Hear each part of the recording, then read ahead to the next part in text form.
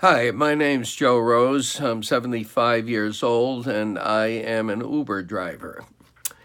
Now, if I had an emergency car or home repair, I don't know if I'd be able to pay it in full right off. What I've done in the past at times, I have a pretty affluent brother and I borrowed money for him.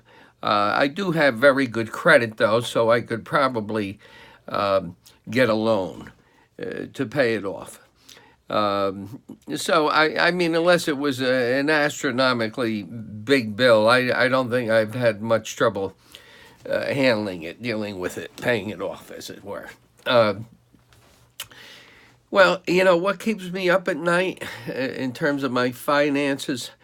I guess occasionally because of my age, I wonder, I'm getting up there.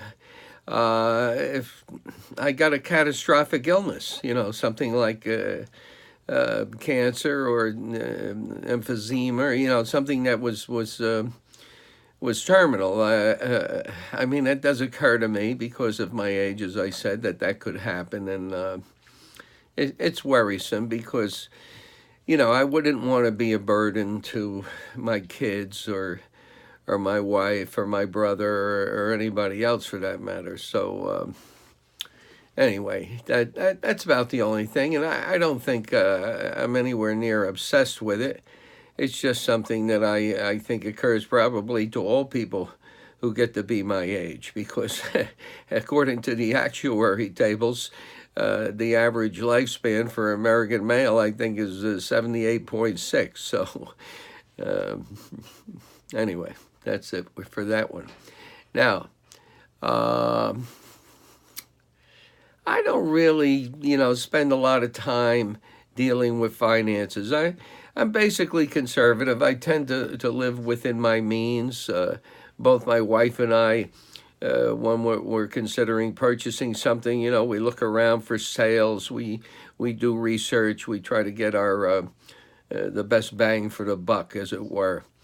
Uh, I have occasionally, I did start a mutual fund a while ago. I call it the burial fund because at my age, they want so much for life insurance, over $200 a month just for like a $25,000 policy. So my son, who's a lawyer and pretty astute and good with numbers, said, "Dad, why don't you just start a mutual fund and, put the money in there and save up whatever monies you would need to cover the cost of a burial, and it could be used for you or mom. It's not necessarily a life insurance policy for me." So I took his advice on that, and I've got several $1,000s put away for what I kind of sort of a black humor I call the burial fund.